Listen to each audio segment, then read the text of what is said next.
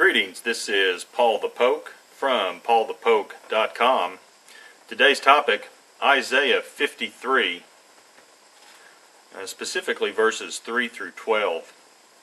And a lot of people will ask, well, just where is Jesus in the Old Testament? I mean, where do people get the idea that Jesus is located in the Old Testament?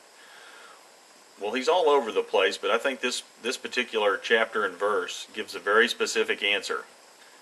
And this is in Isaiah chapter 53. And then, some other people will also question, well, where's this idea of a sacrificial system or the shedding of innocent blood on behalf of the guilty? Where does that come into play? And, the idea of sacrificial death for sin is loud and clear in the Old Testament, and specifically here in Isaiah.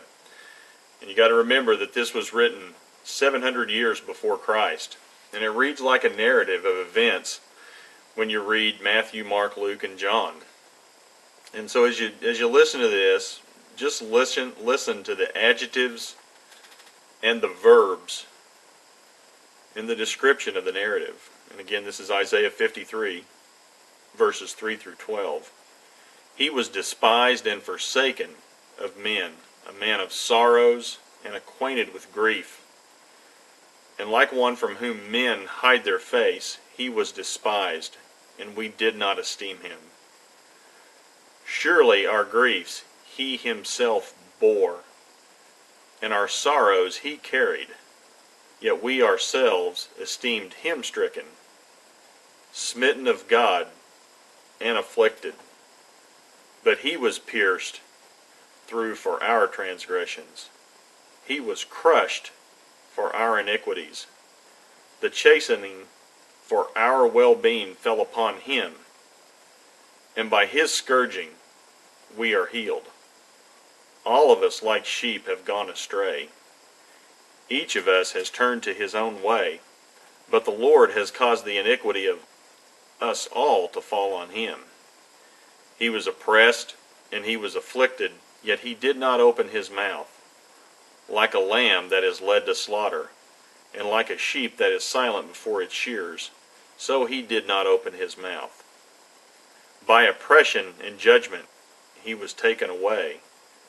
And as for his generation, who considered that he was cut off out of the land of the living for the transgression of my people, to whom the stroke was due, his grave was assigned with wicked men, yet he was with a rich man in his death, because he had done no violence, nor was there any deceit in his mouth.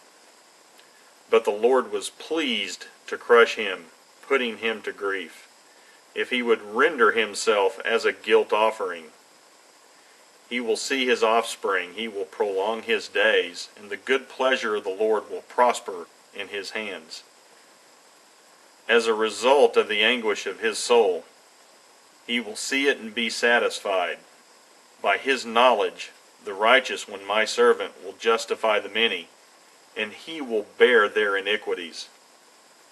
Therefore I will allot him a portion with the great, and he will divide the booty with the strong, because he poured out himself to death, and was numbered with the transgressors.